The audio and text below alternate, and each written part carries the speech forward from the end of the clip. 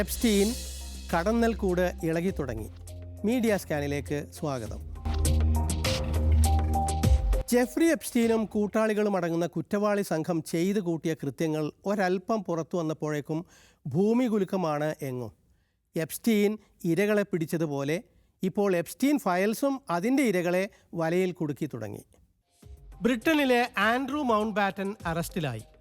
Epstein ബന്ധത്തിൻ്റെ പേരിൽ രാജകുടുംബത്തിൽ നിന്ന് കുറച്ചു മുൻപ് പുറത്താക്കപ്പെട്ടിരുന്നു. നിയമം ബ്രിട്ടനിൽ അനങ്ങി തുടങ്ങി എന്നർത്ഥം. ഈയിടത്തെ എപ്സ്റ്റീൻ വെളിപ്പെടുത്തലുകളിൽ ഇരകളുടെ വിവരങ്ങളാണ് കൂടുതൽ പുറത്തുവിട്ടത്. കുറ്റവാളികളുടെ പേര് കുറേയേറെ മറച്ചു പിടിക്കുകയും ചെയ്തു. ഡൊണാൾഡ് ട്രംപ് എന്ത് വില കൊടുത്തും ഫയലുകൾ മുഴുവൻ വെളിപ്പെടാതെ നോക്കുന്നുണ്ടത്രേ. ആൻഡ്രൂ ജയിലിലിരുന്ന് ട്രംപിനായി കാത്തിരിപ്പ് തുടങ്ങി. അറിയാൻ പറ്റാത്ത പലതും, പുറത്ത് വരരുതെന്ന് അധികാരികൾക്ക് വാശിയുള്ള പേരുകൾ, പുറത്തു വന്നവയാകട്ടെ ഫലം ചെയ്തു തുടങ്ങി. നോർവേയിലെ മുൻ പ്രധാനമന്ത്രി കുറച്ചു മുൻപ് അറസ്റ്റിലായി. മറ്റുള്ളവർ പെട്ടുകൊണ്ടിരിക്കുന്നു. ഇങ്ങ് ഇന്ത്യയിൽ ഹർദീപ് സിംഗ് പുരി പല തവണ എപ്സ്റ്റീനെ കണ്ടതായി വിവരം പുറത്തു വന്നിട്ടുണ്ട്. ഫയലുകളിൽ അദ്ദേഹത്തിൻ്റെ പേര് 163 തവണ പരാമർശിച്ചിട്ടുണ്ട്. പലരും അസ്വസ്ഥരാണ്. US-ലും യൂറോപ്പിലും അത്തരക്കാർ ഇപ്പോൾ പരക്കെ ഉയർത്തുന്ന ഒരു വാദമുണ്ട്. ഫയലുകളിൽ പേരുള്ളവരെ അറസ്റ്റ് ചെയ്യാൻ പുറപ്പെട്ടാൽ പിന്നെ വ്യവസ്ഥിതി ആകെ തകരുമെന്ന്.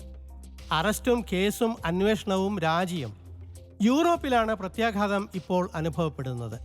പ്രമുഖരെ മുഴുവൻ പിടിച്ചാൽ സംവിധാനങ്ങൾ തകരുമെന്ന് വാദിക്കുന്നവർക്ക് മറുപടി അവരുണ്ടാക്കിയ സംവിധാനങ്ങൾ തകരണം എന്നാണ്. ബിൽ ഗേറ്റ്സ് ഇന്ത്യയിലെ AI ഉച്ചകോടിയിൽ നിന്ന് വിട്ടുനിന്നതും എപ്സ്റ്റീൻ പ്രത്യാഘാതമാണ്. ചുരുക്കത്തിൽ അകമേ ഭയപ്പാടിലാണ് പലരും.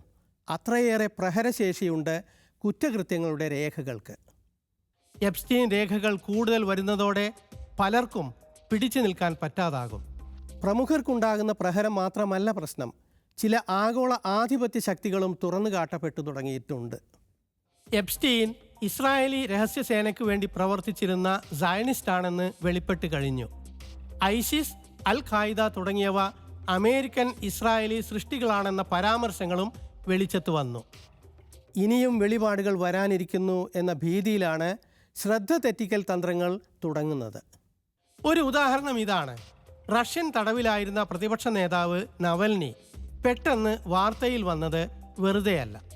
അദ്ദേഹത്തെ കൊന്നതാകാമെന്നും മരണകാരണം വിഷമാകാമെന്നും നേരത്തെ വാർത്ത വന്നു കഴിഞ്ഞതാണ്. ഇപ്പോൾ ആ വിഷം ഒരു തവളയിൽ നിന്ന് എടുത്തതാവാം എന്ന ഊഹം വൻ വാർത്തയാകുന്നു. തെളിവോ ആധികാരിക വിദഗ്ധരോ വാർത്തയിലില്ല. വെറുതെ ഒരു വാർത്ത എന്ന് തോന്നും, പക്ഷേ വെറുതെ അല്ല.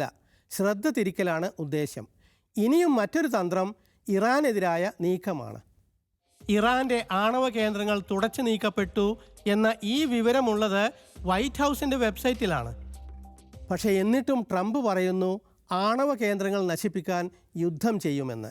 ഇത്രമേൽ അദ്ദേഹത്തെ അസ്വസ്ഥനാക്കുന്നത് എപ്സ്റ്റീൻ തന്നെയാവണം. ഒപ്പം തുറന്നു കാട്ടപ്പെടുന്ന ഇസ്രായേലിൻ്റെ സമ്മർദ്ദവും.